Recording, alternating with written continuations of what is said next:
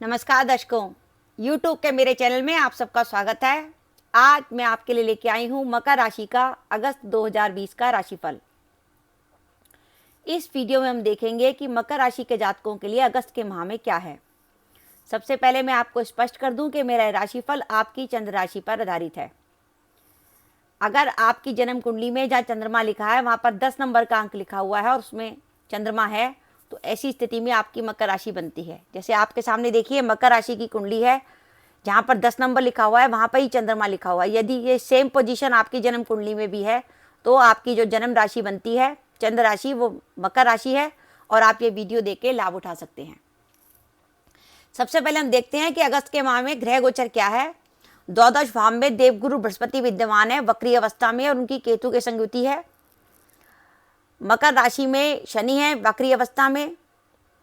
आपके तीसरे भाव में मीन राशि में मंगल है और 15 अगस्त के आसपास मंगल मेष राशि में चले जाएंगे अपनी स्वराशि में, और मंगल चतुर्थ भाव में आके गोचर में आपके रोचक योग बन जाएगा। और छठे भाव में मिथुन राशि में शुक्र है, उनके संग राहु की युति है। सप्तम भाव में माह का जब आरंभ होगा तो कर्क राशि में सूर्य व बुध की युति होगी और 15 अगस्त के बाद सूर्य व बुध जो है सिंह राशि में होंगे। तो ये तो ग्रह गोचर है मकर राशि के जातकों का। जैसे कि आप स्टार्टिंग में हेडिंग देख रखे हैं, मैंने हेडिंग दिया है संघर्ष का समय। अगस्त का समय थोड़ा सा मकर राशि के जातकों के लिए संघर्ष रहेगा। उन्हें अपने काम को पूरा करने के लिए मेहनत बहुत ज़्यादा करनी पड़ेगी, क्योंकि काम की परिस्थिति थोड़ी सी नेगेटिव होने वाली है और उनको भाग्य का भी पूरा साथ नहीं है। ये दो परिस्थितियाँ ऐसी हैं जिनके कारण वो अपने कार्य क्षेत्र में कुछ संघर्ष करते नजर आएंगे। इसलिए मैंने कहा है कि इस माह आप काम को लेकर सावधानी रखें। काम को लेकर सावधानी रखने के लिए हम क्यों कह रहे हैं, तो आप देखिए आपकी कुंडली में मकर राशि के सप्तम भाव में तुला राशि आती है। तुला राशि के स्वामी बनते हैं शुक्र, और शुक्र यहाँ बैठे हैं छठे भाव में। छठा भाव होता है ऋण रोग शत्रु का। छठे भाव में शुक्र बैठे हैं और शुक्र जो है राहु केतु के अक्ष में आ गए और द्वादश गुरु की भी दृष्टि जो है शुक्र पर है। दशमेश का छठे भाव में जाना इस बात का संकेत है कि एक तो आपकी अपने कार्यस्थल पर किसी से कोई विवाद हो सकती है, कार्यस्थल पर कोई लड़ाई झगड़ा हो सकता है, क्योंकि दशमेश की युति राहु के साथ है। तो किसी प्रकार की कोई भ्रम फैल सकता है कि कोई आपके बारे में कोई उल्टी सीधी बात कह दे, कोई आपके बारे में कोई झूठी बात फैला दे, यानी लोग आपको गलत ढंग से लेने लगे। तो ये स्थिति पैदा हो सकती है, ये इसको भ्रम की स्थिति कहते हैं। पर जो भी स्थिति हो, मैं आपको राय दूंगी कि अगस्त के माह में आप नौकरी छोड़ने का निर्णय बिल्कुल ना लें। ये निर्णय अगर आपने लिया तो वो निर्णय आपका गलत हो जाएगा।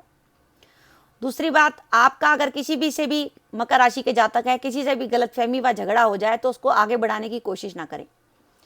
आपका भाग्य कमजोर है। भाग्य इसलिए कमजोर है कि भाग्य भाव में कन्या राशि आती है और कन्या राशि का स्वामी पहले तो माह के आरंभ में सप्तम भाव में होगा। सप्तम भाव में जो कन्या राशि का समूह होगा तो उसकी अष्टमेश सूर्य के संयुति होगी और मंगल की भी दृष्टि होगी बुध पे। मंगल भी पीड़ित करेंगे बुध को, 1 2 3 4, और शनि की दृष्टि से भी बुध पीड़ित होंगे। तो भाग्य आपका थोड़ा कमजोर है। भाग्य में किसी प्रकार की विघ्न बाधा आ सकती है, कोई आपको आपके बनते काम बिगाड़ने के लिए सक्षम है। तो इसलिए आप जो भी काम करें सावधानी से करें।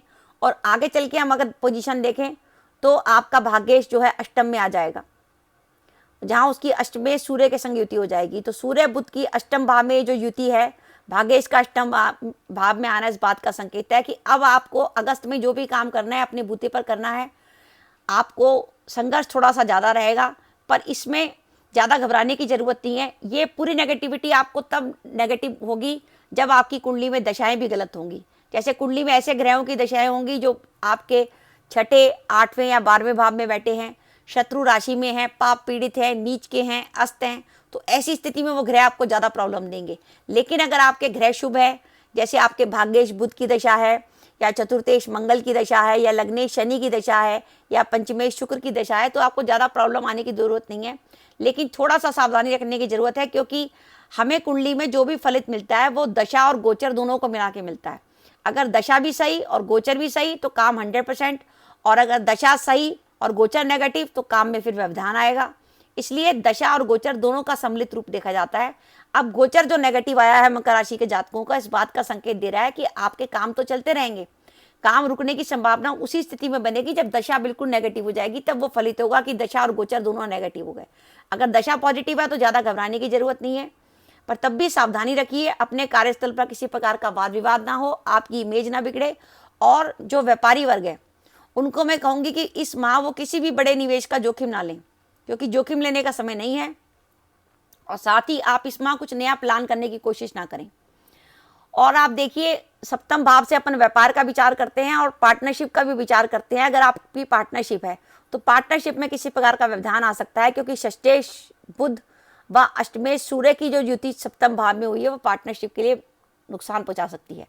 और इसमें सावधानी रखने की जरूरत है कि जिन लोगों पर आप सबसे ज़्यादा विश्वास करते हैं उन्हीं में से कोई निकट का व्यक्ति आपको इस माह धोखा दे सकता है।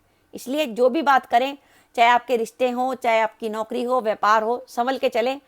पता है कि थोड़ा सा गोचर नेगेटिव है, तो ये गोचर नेगेटिव हमेशा तो रहेगा नहीं, अगस्त के माह के बाद फिर गोचर पॉजिटिव आ जाएगा, इसलिए ज़्यादा परेशान होने की जरूरत नहीं है। अब हम बात करें अगर दाम्पत्य जीवन की, तो देखिए सप्तम भाव में षष्ठेश बुध व अष्टमेश सूर्य की होती है, तो दाम्पत्य जीवन में किसी प्रकार का तनाव आने की संभावना बनती है, इसलिए वैवाहिक जीवन में थोड़ी सी सावधानी रखें। अगर हम धन से जुड़े मामलों की बात करें तो आपके जो धनेश शनि है वो अपनी स्वराशि में है और लाभेश मंगल अपनी स्वराशि में है, और मंगल की दृष्टि लाभ भाव पर भी है। 1 2 3 4 5 6 7 8 मंगल की दृष्टि लाभ भाव पर भी है। और 15 अगस्त तक तो लाभेश मंगल पर शनि की भी दृष्टि रहेगी, 1 2 3। तो धन आने का आपका स्रोत, अगर आपको कहीं से विचार था कि आपको कोई धन आना है तो वो धन आने का आपको आता रहेगा, क्योंकि कुंडली धन के लिए शुभ संकेत दे रही है। हेल्थ के पॉइंट ऑफ व्यू से अगर मैं आपसे कहूं, क्योंकि लग्नेश वक्री चल रहा है, वक्री होकर लग्नेश 12वें घर से भी इफेक्ट दे रहा है, इसलिए आप लग्नेश वक्री होने के कारण कोई पुरानी बीमारी आपके लौट के आ सकती है। अगर आप किसी पुरानी लंबी समय की बीमारी से पीड़ित हैं, हार्ट पेशेंट हैं, डायबिटीज़ हैं, किडनी के पेशेंट हैं, तो अपने हेल्थ का ध्यान रखिए, समय समय पर अपना चेकअप कराइए, डॉक्टर से राय लेते रहिए। ऐसे लोग जो प्रॉपर्टी में डील करते हैं उनके लिए समय काफी शुभ है, अगर आप मकर राशि के जातक हो, क्योंकि मंगल क्या है, रोचक योग बना रहा है। मंगल रोचक योग बना रहा है दशम भाव में बैठकर, मंगल की चतुर्थ भाव में बैठकर। मंगल की दृष्टि आपके दशम भाव पर भी है, सप्तम पर भी है और लाभ भाव पर भी है। तो आपके प्रॉपर्टी में आपको ज़्यादा लाभ होने की संभावना है। अगर आप प्रॉपर्टी के क्षेत्र में है, प्रॉपर्टी में है, बिल्डिंग मटेरियल का काम करते हैं, लोहे का, कोई आपका मशीनरी का, इस तरह का कोई काम है आपका, तो प्रॉपर्टी से जुड़ा बिल्डिंग मटेरियल वगैरह का, तो उसमें आपको लाभ होने की अच्छी संभावना है। प्रेम संबंधों की अगर हम बात करें तो पंचम भाव का स्वामी शुक्र जो है छठे भाव में चला गया और राहु केतु के अक्ष में आ गया, और द्वादश गुरु से भी दृष्ट है, 1 2 3 4 5 6 7।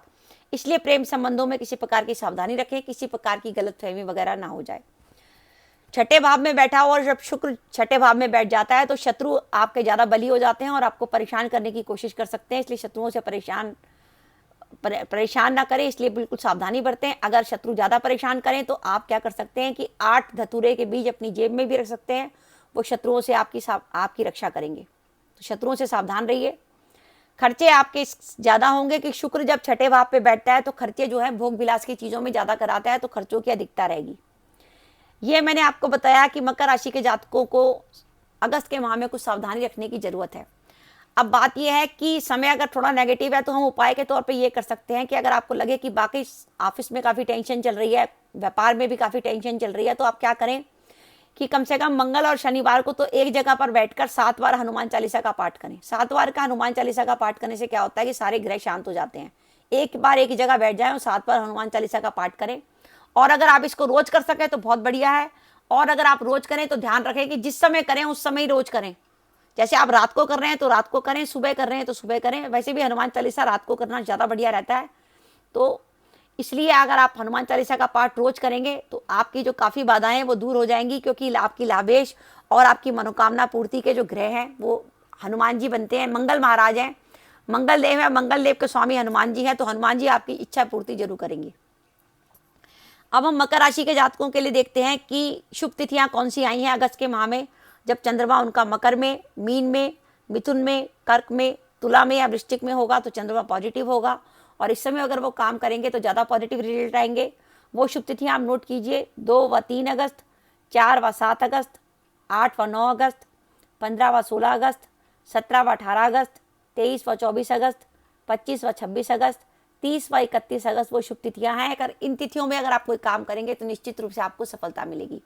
अब मैं आपको शुभ तिथियां बता रही हूँ जब चंद्रमा आपका चौथा, 8वां, 12वां होगा, यानी चंद्रमा या तो मेष का होगा या सिंह का होगा या धनु का होगा, इसलिए आप याद रखिए, आप मकर राशि के जातक हैं, अगर आपका चंद्रमा मेष का, सिंह का या धनु राशि का चल रहा है तो भूल कर भी कोई महत्वपूर्ण कार्य का विचार ना करें, कोई नया काम प्लान ना करें, क्योंकि ये चंद्रमा आपका अशुभ है, वो आपको नेगेटिविटी दे सकता है। अशुभ तिथियां नोट कीजिए अगस्त के माह की: 1 व 10 अगस्त, 11 व 19 अगस्त, 20 व 27 अगस्त, 28 व 29 अगस्त। तो दर्शकों, ये था मकर राशि का अगस्त 2020 का राशिफल। मकर राशि के लिए थोड़ा सा सावधान रहने का समय है, थोड़ा सा कैरियर को लेकर थोड़ा संघर्ष करना पड़ेगा, क्योंकि इस माह आपका भाग्य आपका कमजोर रहेगा और शत्रु पक्ष आपका बली रहेगा। लेकिन अगर आप ज़्यादा कठिनाई में है तो हनुमान जी की पूजा करिए नित्य रूप से, और अगर आप मंगलवार को हनुमान जी का प्रसाद भी चढ़ा देंगे और छोटे छोटे बच्चों में बांट देंगे तो बजरंग बली बहुत प्रसन्न होंगे और आपकी सारी मनोकामनाओं की पूर्ति हो जाएगी। इस प्रकार इस माह के लिए मैं कहूँगी कि आप लोग बजरंग बली की शरण में चले जाएं। बजरंग बली की पूजा होगी तो शत्रु आपका कुछ नहीं बिगाड़ सकेंगे। शत्रुओं से ज़्यादा परेशानी की स्थिति में आप जो है बजरंग बाण का पाठ भी कर सकते हैं। तो दर्शकों, आपको मेरा वीडियो कैसा लगा नीचे कमेंट बॉक्स में कमेंट करके बताइएगा। इसके साथ ही दर्शकों, अपना वीडियो समाप्त करने से पहले मेरी आप सबसे प्रार्थना है कि अगर आपने मेरा चैनल अभी तक सब्सक्राइब नहीं किया तो कृपया मेरा चैनल सब्सक्राइब कर दें, साथ ही बेल आइकन को भी दबा दें, जिससे जब भी मैं अपने वीडियो अपलोड करूं उसके नोटिफिकेशन आपको मिल जाए और आप मेरा वीडियो देख सकें। इसके साथ ही नमस्कार दर्शकों, जय माता दी।